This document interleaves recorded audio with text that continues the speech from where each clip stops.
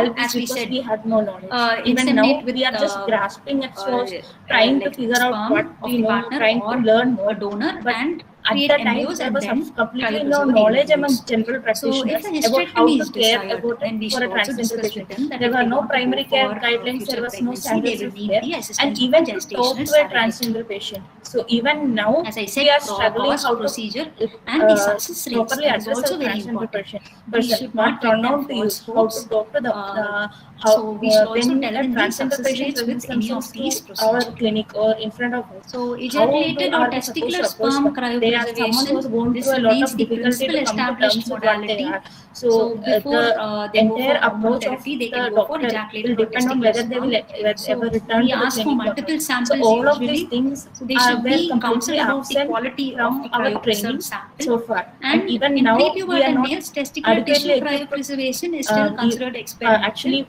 practice But transgender we medicine can even at this obtain time. a consent and So go ahead and the do the procedure. consensus